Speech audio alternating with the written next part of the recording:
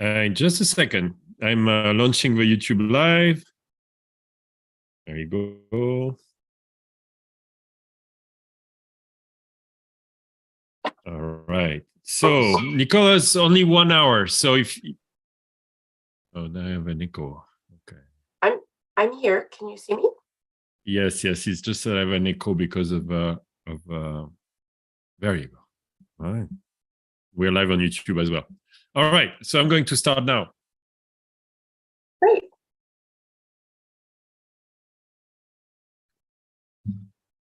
Hi, everybody. Welcome on this weekly Zoom call. As every week, we have a guest here, 6 p.m. Paris time. And this week in the PAWA community Zoom call, we have the extraordinary Nicole Bradford, who is here and with us. And I am so delighted because first off, it's an opportunity for me to catch up with Nicole. Nicole is amazing. She has incredible insights always on technology, on where the human species and the mind are going, and I am delighted to have Nicole with her. Hi, Nicole. How are you doing? Hi, Loic. It's so nice to see you. I've been following your journey for the last couple of years, and so we've chatted a lot on social, but this is our first chance to talk live, and so I'm just excited about this conversation. Super excited as well. And so you know what happens here is very, very simple. We have a Discord community that I hope you can join us one day. And everybody here who might not be in the Discord yet. It's very active with like 250 members. And it's too bad you're not coming to PAWA, our event in Paris, but you're in San Francisco. That's where we met, and we had the opportunity to share a lot of insights together. So I'm really happy to have you today. Could you, at least with us here virtually on Zoom? So Nicole, can you introduce yourself a little bit, catch us up, and me, like update us on what you're doing? I've read your LinkedIn. If you don't follow Nicole on LinkedIn, you should, because it's very, very active and insightful. It seems to be one of the networks that you like the most. But of course, it's better if you tell us directly. Sure. So, hi, everybody. My name is Nicole Bradford, and my interest really is around human transformation and how do we become healthy, happy people and able to fulfill our potential and also, have a deep set of joy. So what that looks like is I invest in well-being and wellness technologies, specifically mental health, social health, emotional health. One of the ways that I know Gino is he introduced me to the person that I co-founded Transformative Tech with, which is a global community also dedicated to technology that supports human transformation, which is well-being, wellness, like everything about the inner landscape. It's a nonprofit organization that started in 2015. And before COVID, the last event I organized pre-COVID in 2019 had over 1,000 people. And those people were founders, scientists, and investors.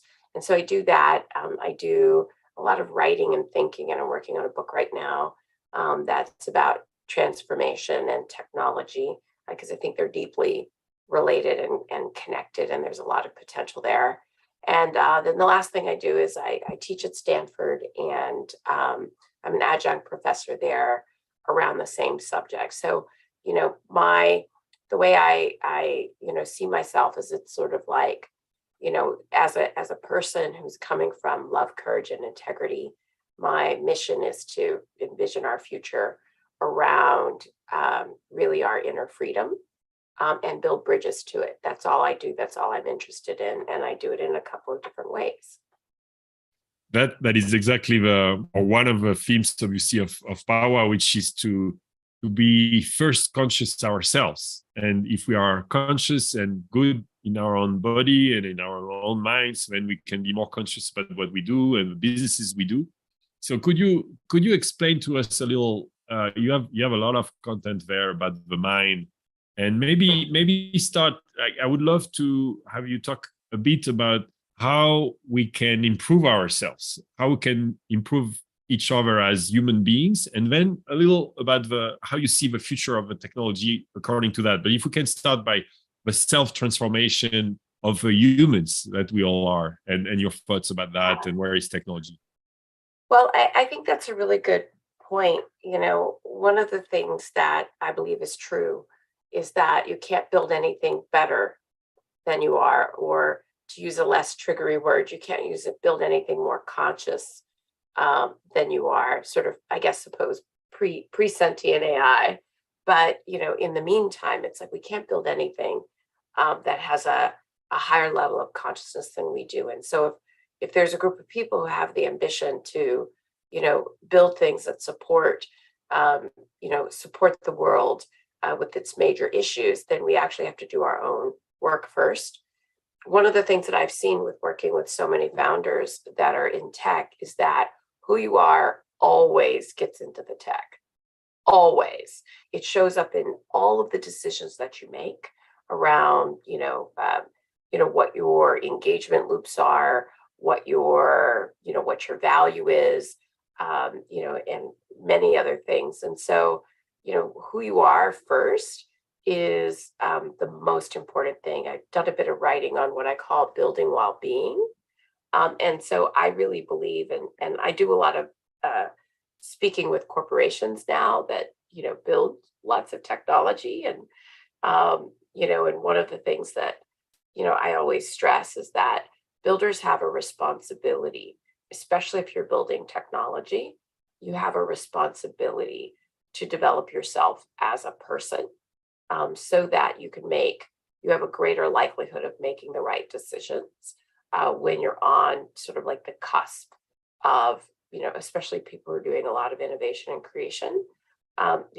So I agree with that completely. I think your first question or your first point was like, how does the inner, what is the importance of the inner as it relates to the outer? And then your second question was sort of like, what's going on in the world today. I think there's a couple of things. We have if you looked at it at three levels, one is sort of, what tech has done, especially what the exponential technologies have done, especially now that they're compounding. An example might be, most people think about AI-driven drug discovery, but they don't really think about AI-driven material sciences. So like the number of materials that humans are coming up with has also accelerated. And so there's lots of things that are beyond most people's vision, where you can see that the exponentials are compounding. And what that's doing on an economic level is the software line is rising, and that's, reshaping jobs and markets and a bunch of other things. And so then on a cultural level, what's left is the human skills, how we create and collaborate together, how we manage our cognition, whether it's our cognitive load for resilience, or how we collaborate and connect. And so these deeply human elements and attributes, we're at a place where we have to focus on them because it's sort of what's left. And it's also, one of the things that I believe is like looking at all of the faces here on Zoom and around the world. It's like one of the things that people don't think about very much is it's relatively recent for a human being to be able to survive alone. Like that's in human development and human history, that is a new thing. It's not that long ago that a human alone was a dead human. And so what that means is that everybody who's alive today had the bulk of their ancestry was formed by people who, one, liked to be together, and two, were pretty good at it. And so we've sort of have not really paid that much attention to that. And I think we're kind of entering the chapter where now it's time to revisit that and to start to apply our technology to becoming very good at that part, because that's also what the future demands. And Nicole, can you tell me, when you meet founders, because you're in Silicon Valley where we met, it's your morning there, it's 9 a.m., so you're having your coffee, and And I have to say I miss San Francisco dearly, but it's okay. I'm getting over things here. And Well, I miss but Paris. So, but when yeah, Europe has also a lot for itself, and Asia, where Gino is, and I know it's late for you. Thanks for joining us from different time zones here in Hong Kong.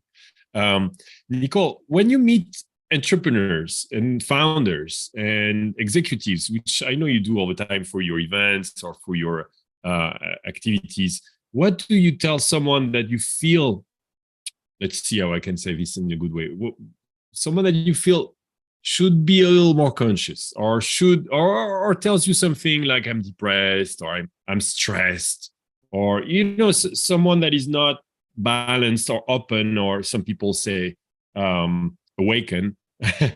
What do you tell them? Where to start? What is your advice to get on that road of being more conscious, to put it very simply? great. So two parts. One of the things, so your first question was like, when I meet someone who's sort of like on the edge, like they're on the edge, they're about to cross into the river of change, but they're not really in there yet. They're awake enough to ask the question, like they're awake enough to notice they're depressed and to think there's something might be different about that.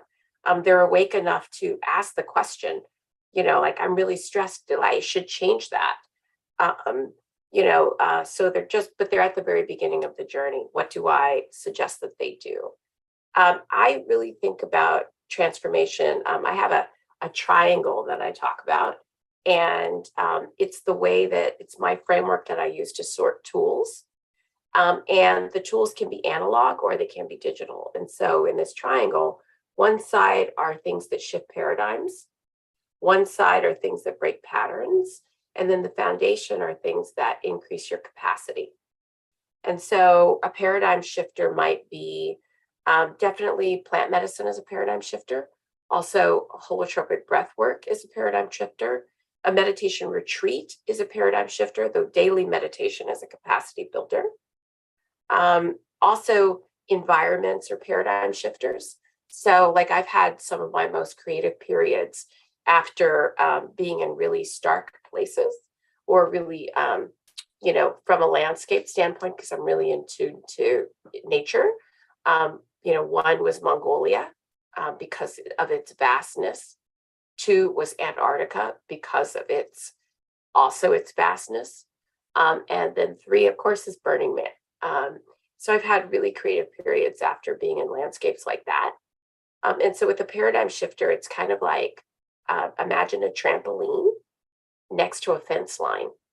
And so you jump on the trampoline and you can see above the fence line, and you see your world in a different way. So that's that. And then the pattern breakers are things that, imagine like a hair knot. I have curly hair, so I've gotten little knots. So imagine like a hair knot, and the way you unwind is you have to like take it out piece by piece.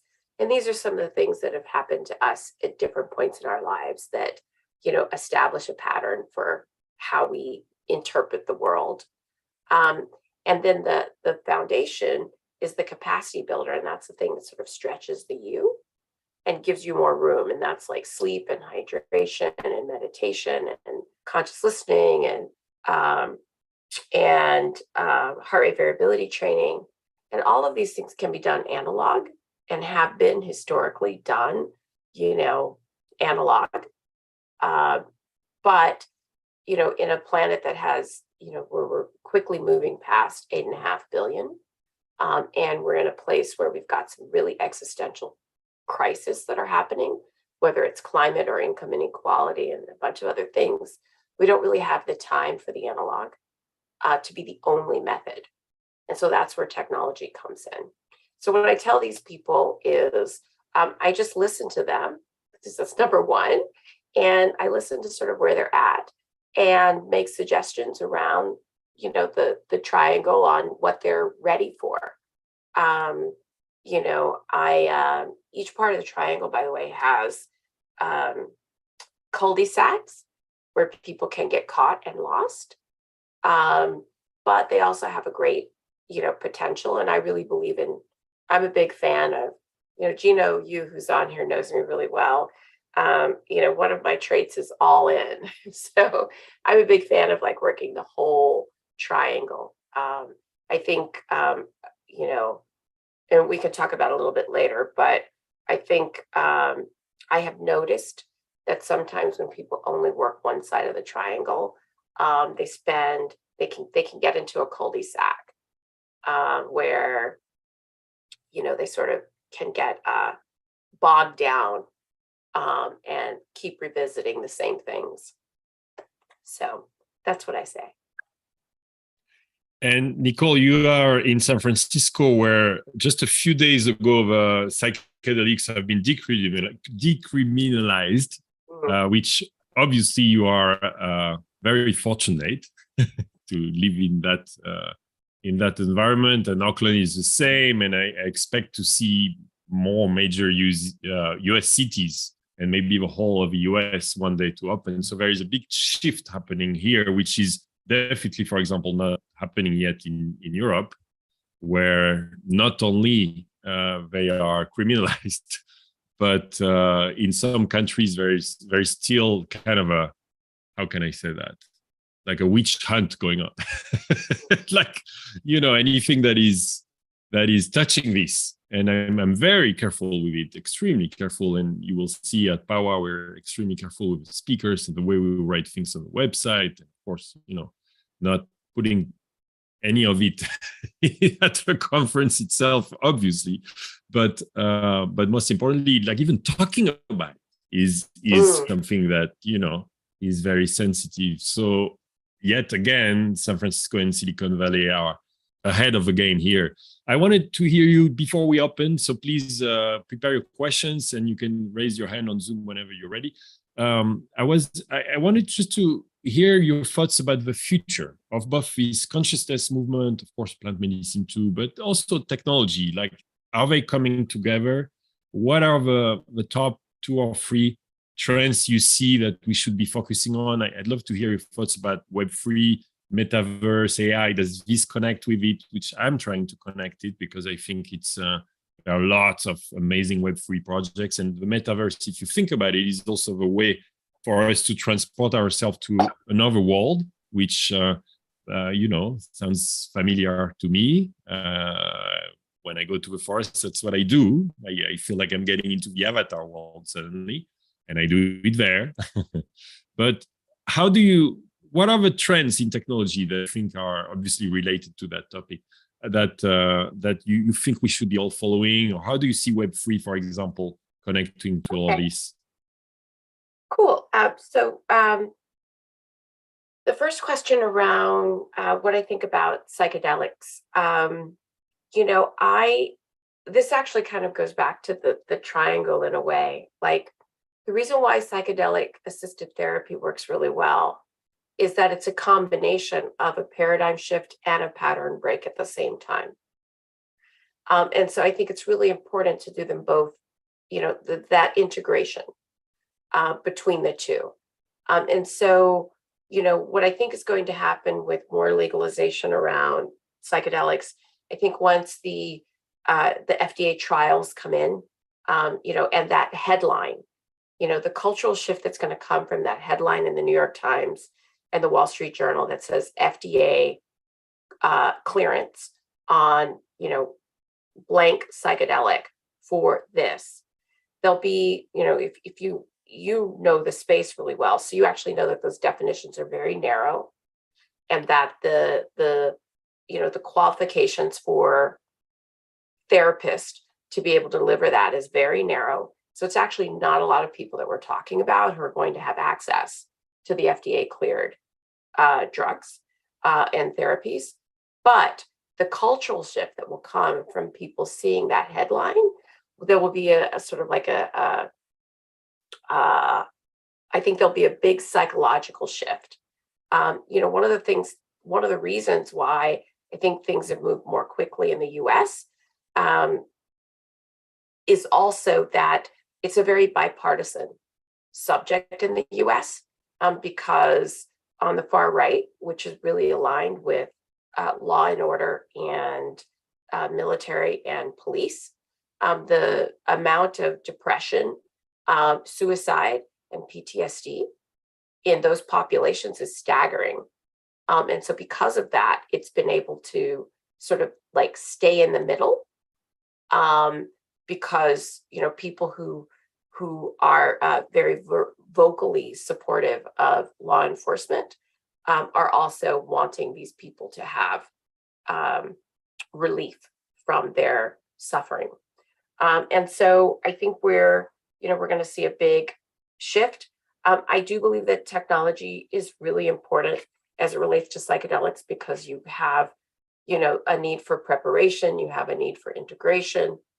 And then also the reality is that no one can stay on psychedelics continuously, so it's sort of, and there's people that it's completely inappropriate for. There is a quote, sorry to interrupt, there is a quote, I think it's from Alan Watts, that says, if a scientist needs to use a microscope to look into something very tiny, he uses the microscope, and then he puts the microscope down once he has had what he needed to see, and then he resumes other stuff. And it's the exact same with psychedelics, I guess. I really love this. I love that quote. I love Alan Watts, so I'm so glad you mentioned that. But yeah, absolutely. Absolutely. I remember being at a dinner and sitting next to someone who told me that they had done 186 ayahuasca sessions right after they got irritated at the speaker for going on too long.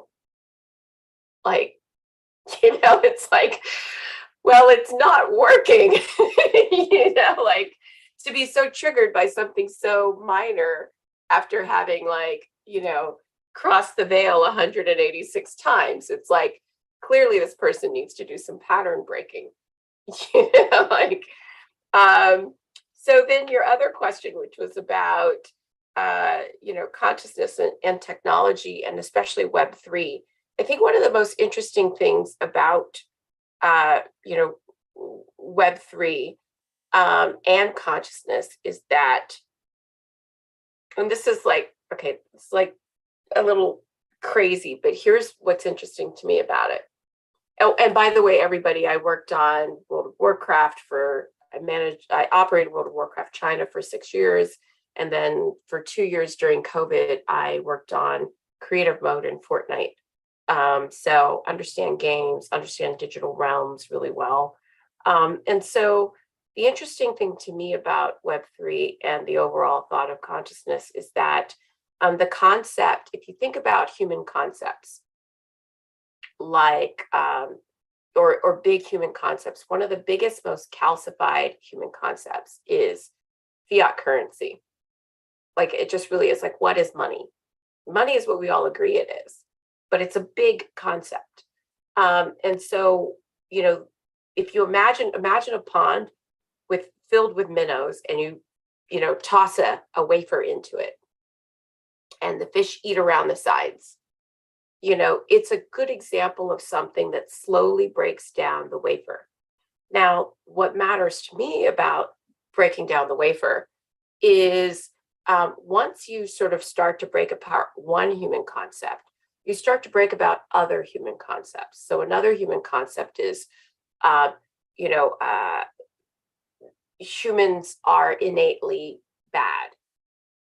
Like, I don't think that, but there are people who do. Like, think about how many times you've seen an argument or something, and someone in your community says, or not in your community, but someone in 5 feet around you says, oh, well, it's human nature. We always do those things. Well, it's like, maybe we do, maybe we don't, but we have the belief that we do. And so there's other, like, big human concepts about who we are, where we're going, what's possible. Can we actually really solve, our existential challenges that, are affecting us? that's something that a lot of people don't believe that we can do either once you get outside of these, outside of these hubs where people think about it a lot. And so, for me, when I think about Web3, there's that. I also think that, the digital realms can be the ultimate tool for human transformation. And I can give some examples as to why. But so I do think these things are coming together. And when I stand back and sort of zoom out, I think the progress is actually really good. The way that I look at, I don't think that, I just guess I would say two things. One, interestingly, I'm unattached to the outcome, which is a big difference than, years ago. And that just has to do with a lot of the work that I've been doing with myself. Like, I'm unattached. Also, it's not, the future isn't written yet. We're not there, but I think there's a tremendous amount of signals that suggest to me that we will be able to, do this step change evolution that allows us to get to the point where we can actually solve the big problems that are at least affecting us on, on this material layer.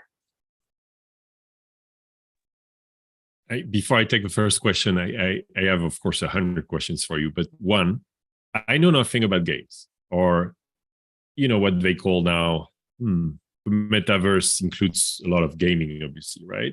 So I would be really interested actually and now everything is merging because the games integrate Web3, integrate tokens. So we had Yatsu here, the founder of Animoca, that I'm sure, explained to us that people were spending a lot of time in his games. He has a $5 billion company, but they were not doing it. They were just like doing it for playing. And now he's adding the tokens, and you can do NFTs, and you win NFTs, and then you can resell them. And so it's a whole kind of thing. And I'm hoping we see, and yet as this on his mind, I know, we see games that become more conscious, that you actually do something for the planet. If a game could be reforesting trees, and actually when you play, you plant real trees on the planet somewhere in the forest. That would be awesome. Can you talk a little over the gaming and how you see that evolving or not? Because to be honest, for me, it's like gaming on one side, great, and then helping the world, it didn't reach that yet much. Mm-hmm. Absolutely. So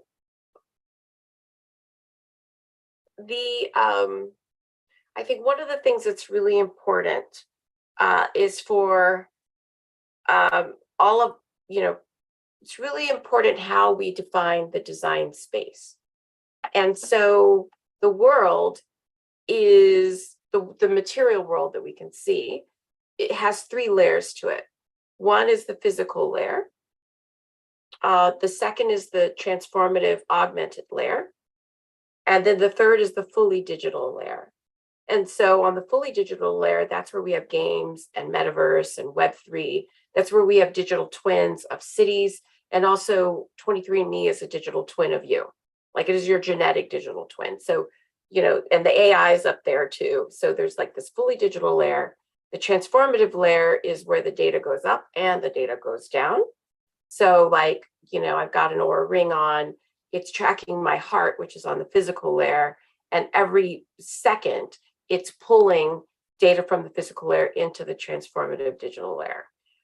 My belief is that we tend to see these as silos, but we should consider them to be a single design space. And if they're a single design space, then when people are building products or building experiences, they can insist, like a design principle might be, that there are always humans in the loop, on any level that you build. And so when I think about a lot of games, or when I think about, for example, crypto greed or things like that, it's really, for me, stepping back, humanity, like what will really help us is these three layers are a full ecosystem. And so we need all three layers fully populated for them to really work together. And then there's the design thinking shift about how they are all, how it's actually one space. There's one world. And it just has three levels in it, as opposed to there being three distinct worlds that people think about. And so, so I think that that's an essential part. And when you think of it that way, there's some really interesting things. So I'll give you a very tangible example. So there's this wonderful book called How Emotions Are Made. And even like the scientific community thinks it's one of the best descriptions of from a scientific standpoint, how we create our experience moment to moment. And so one of the interesting cases in it is that cultures that don't have words for emotions don't actually have that emotion. Language is actually ROS. So, an example of a game that a company that's making a Web3 game that I just love is there's a company that basically is basically building D&D. And if anyone played Dungeons and Dragons when you were a kid, you know that it's basically small group storytelling. That's what it is. And they're not using an AI as the storyteller. They're basically going to build tools that empower people to do small group storytelling. Now, the reason why that's relevant is if you think about language fluency and what I said at the beginning, a digital platform that, that in a moment or, in a short period of time, fundamentally increases the oral fluency of small groups of people and shows them how to storytell with one another. That is like such a deeply skilling tool. But on the outside, like there's nothing on the website about like good for you. They do talk about belonging and togetherness. But, one of the things about games is like really looking at them in a way where, because we see this design space as all three levels, where we allow for different tools to meet different people at the same time. There's another company that I love called Deepwell, where one founder is basically has cleared over 28 medical devices. Like that makes him like the Kobe Bryant of device clearance, right? The other founder built the largest independent game publisher in the world, and the two of them have come together to make games for mental health. But what they're going to do that's different than what everybody else has done is that most of the people who build games, they come at it at a very superficial level, and so it's the accoutrements of games versus like community, play, exploration, and discovery. That's what a game is, whether it's physical or digital or in that augmented layer. And so they're coming out and they're saying, you know what, we're going to be okay with 10% efficacy. So like the actual device, and then the rest of it being engagement, because the medical community is really known for building things that work that no one uses. And if no one uses it, it doesn't matter. It doesn't actually get us there. So I could go on, but I'll stop. Okay, so let's take the first question. I'm sorry, I don't want to try to pronounce your name. Please unmute yourself and go ahead. I don't know if it's Bjark. Bjark, can you help me here? It's pretty good. It's Bjarke. My middle name is Calvin, so you can all just use that. Great. So that you know, guys, Nicole has a hard stop at 10 a.m. San Francisco, so we have 22 minutes. Go ahead. All right.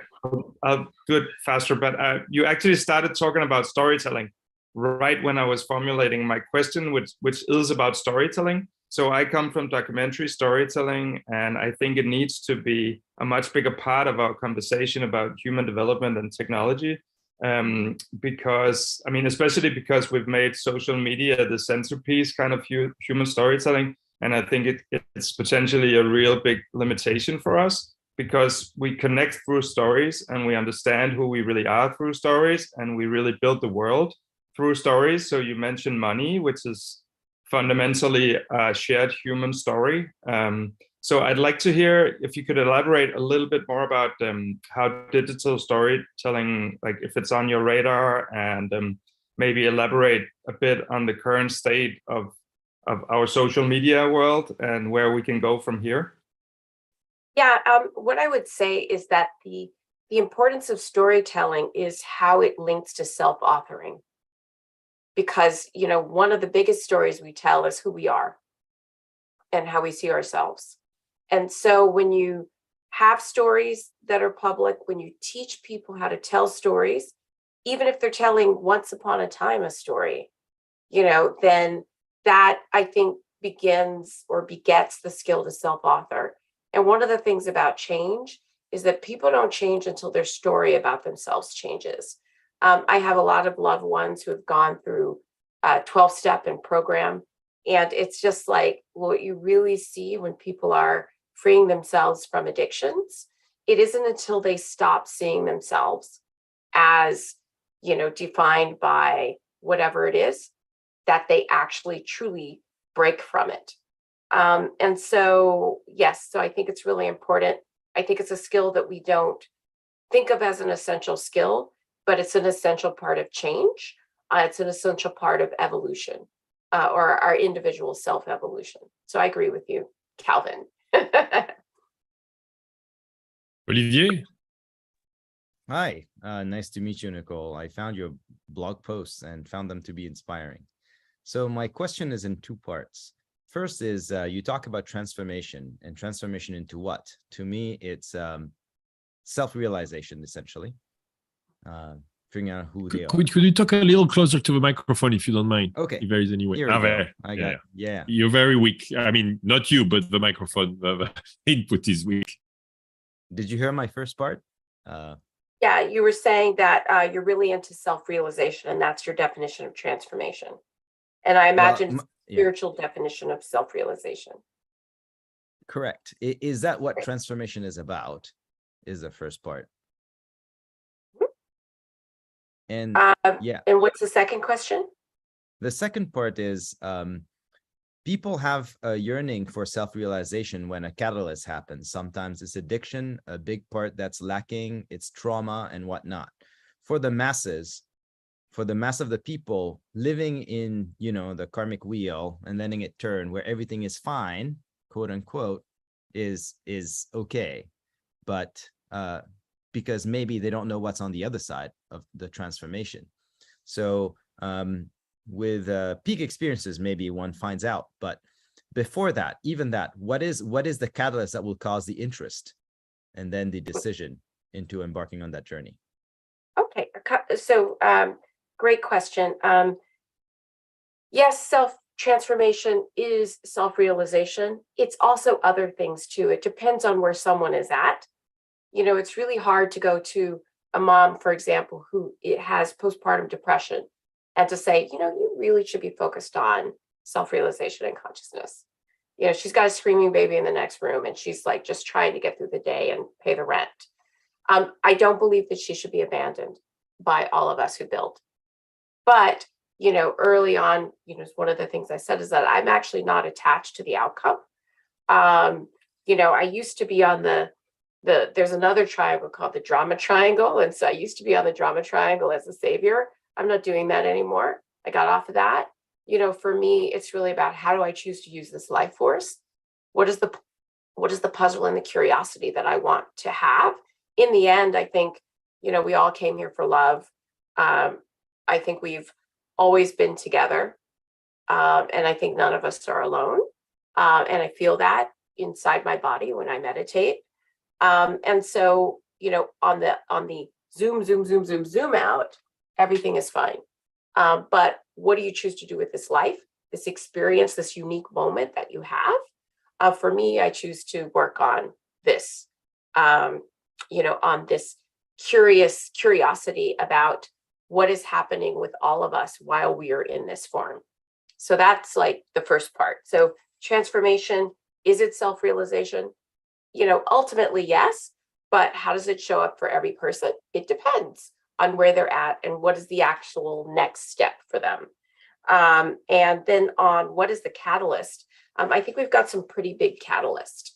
Some of the catalysts really, it's like this, the exponentials and the compounded exponentials, and what I mentioned about tech, economics, and culture, that is pushing us. And it's actually kind of exciting because, for the first time, we actually have the external situation lining up with our deepest, like our deepest selves. And so that, I think, actually, like, that's actually the cause for optimism. Last week, so I have a fund now, and I was in New York pitching LPs last week, and every person I talked to said, oh, this is a big problem. And they only wanted to talk about what I'd invested in. That is such a difference between 4 or 5 years ago, when I had to talk forever about why mental health mattered and why social health mattered. And like, and it was like, these people were like, yes, I get it. And that for me was just, it was almost an out-of-body experience.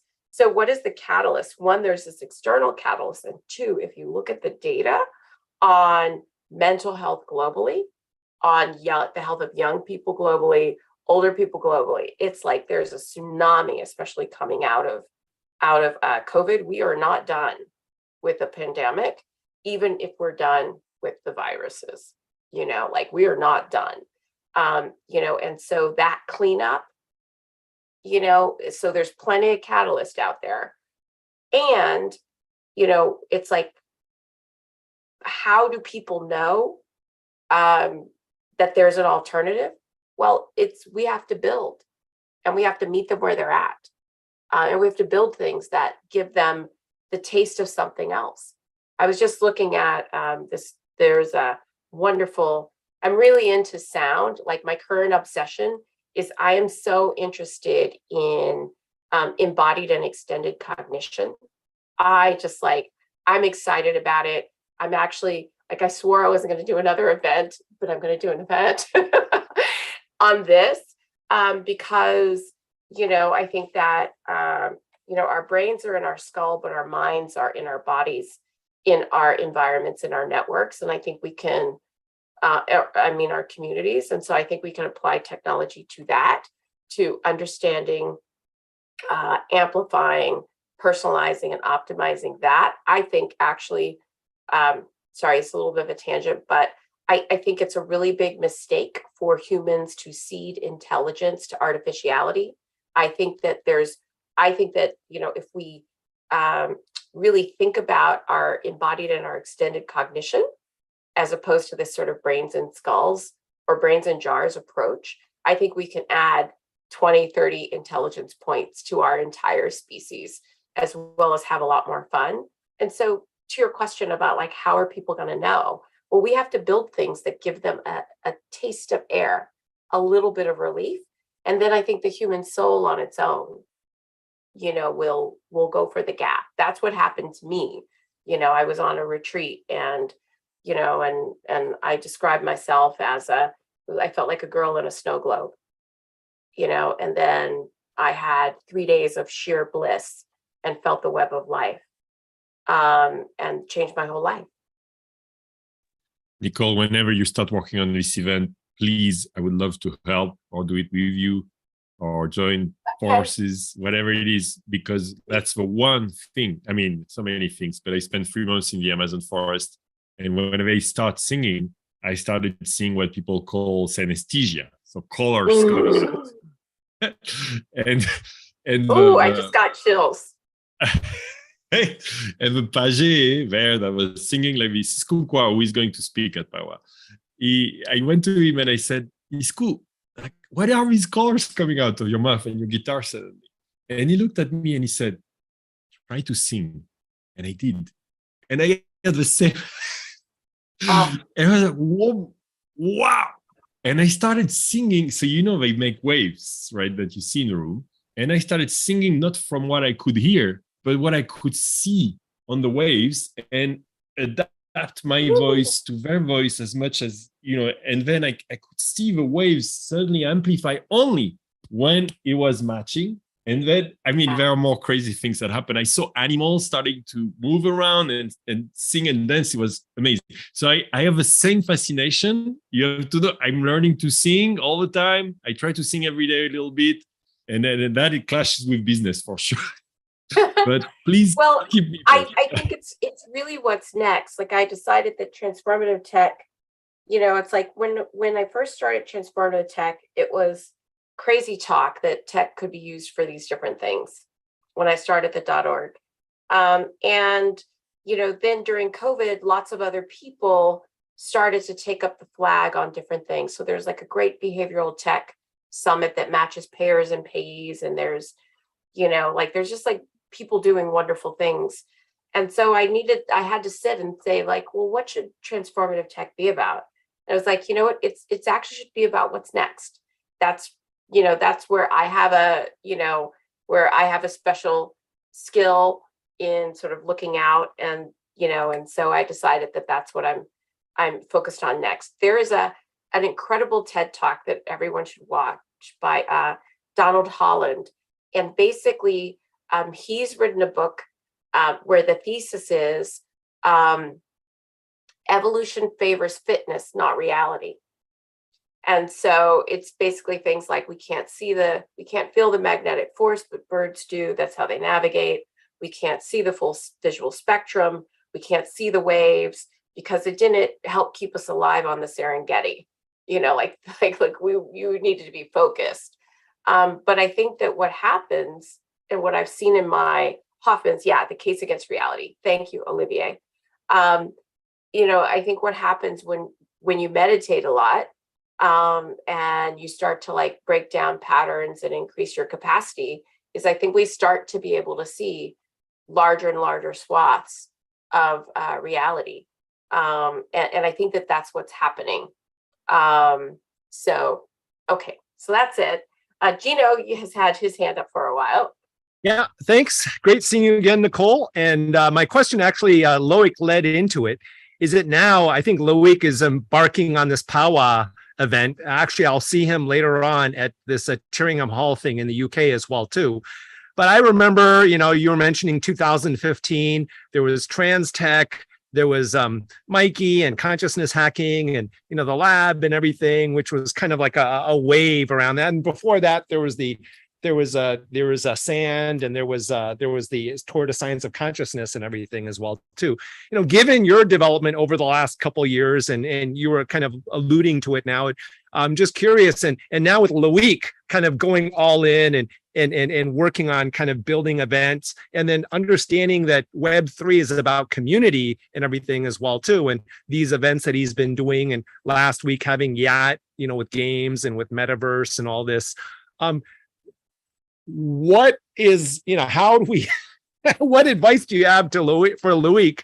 And then how, we're still caravanning in as well too.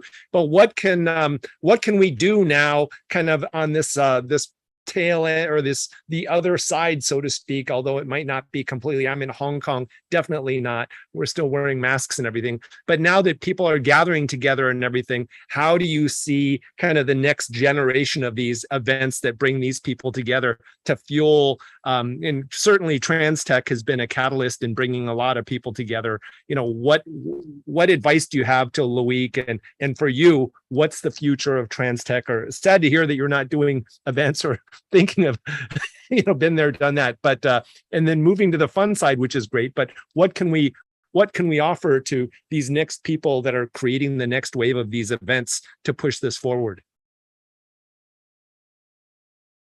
Yeah, so a couple of things. So I am going to do an event, but it's on this embodied and extended cognition and technology. So I am still doing events. I had to find, one of the great things about events is events are single-handedly the best way to develop a deep expertise about something as a gatherer. Like, it's just like so yeah, so there's that. I mean, I think the advice, one of the things that I'm seeing, there's a trend that I would like to point out. When you sort of let's see how I put it. I think most of the people on this call are already there, but the age of users and customers is over. And what I mean by that is that people, everyone that you interact with online is either a partner or a client, even if you've got tens of millions of them in your apps. And some of the things that indicate that is like, if you look at the number of people that are now valuing privacy, that is a shift. And actually one of the shifts, it's really interesting. Like I always track like third and fourth order consequences. Like one of the shifts in the US, or one of the things that you saw a spike in a change in interest, especially like in young people around privacy, was they're in the fallout from Roe v. Wade and their data or their personal messages being shared with law enforcement. Other young people are watching that or saw that, and it shifted their perceptions of privacy. And people didn't expect young people to shift in that way, but it happened suddenly. Also, you have the newest lockdown that Apple just added that allows people to, basically goes through their own data on apps. And so, if you don't have a direct relationship with the people who are in your community or the people who are buying your product, then it's like you're going to know, we're shifting to where people have to earn access. Companies have to really earn the access. And it's going to take a couple of years for that to really, migrate out. So I think that's a big trend. So what that means for gatherers or builders of any kind is that, where, for many years, people have talked about earning trust and being in a relationship. Now you have to be in a relationship. And for every single person that's in your orbit that gets your newsletters or whatever, or, has even downloaded an app that, it's like if someone has 10 million, people on their app, they don't have 10 million users, they have 10 million clients, they have 10 million relationships. And if they don't think about it that way, then when all of this stuff solidifies in probably 3 to 5 years, they will be on the out. And I think that it's really timely because it's like right now, most people, when they think about privacy and relationship, they're thinking about, email addresses and clicks. And it's like, every, you, especially Gino, know the amount of data, neuro and bio data that's getting thrown off on these apps. And the only data, for example, in the US that is actually like HIPAA protected is conversations with your doctor. Anything else is not. And cognitive decline can be tracked through keyboard usage and a bunch of other things. So we're getting to a place where, people are paying attention to it. They understand the value of it. And what it means is that anyone who is, gathering people for any reason is going to have to become a partner to that person and treat them, as a client and a friend. Nicole, you have 3 minutes. I want to be respectful of your next meeting. So we have, I think, Koda as the last one. Koda, can you do it really quick? I can. It's really to this conversation you've been having, Nicole, around this kind of extended cognition, thinking a little bit about, will that be material or dematerial? So that thinking meditation, we have these higher order sensitivities and we want to train that. But then in technology and transformative tech, we want to make a new device that enhances hearing or enhances vision. So materialization, dematerialization with this progress that you were naming earlier and around enhanced cognition. Why choose? Right? All 3 levels. There's one design space. So there'll be a very material version of it. There'll be, sort of like the augmented version of it. And then there'll be a fully digital version of it. So it's sort of all 3. One of the things that got me into extended and embodied cognition was noticing that the brains in jars point of view and the way that was showing up, when people were talking about the metaverse. If we take that view into the fully digital layers and we actually don't bring our full intelligence with us, which is embodied and is extended, then we risk basically hobbling ourselves in the next gen. And so we really have to understand the full scope of human intelligence and build for pulling that with us. And so it's going to be all three levels. Or I think that the really healthy solution is that it's going to be all three levels at the same time. And then you'll use the level according to what you're trying to do in the moment. So, there'll be times when the physical level is the most appropriate for, what your desire is, or, what you're creating with another person.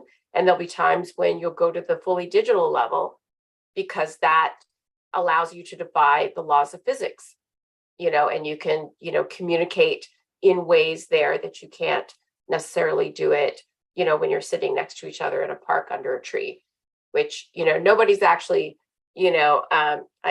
talking about our microbial halo, which, that's a big part of that. We aren't just I's, we're us's.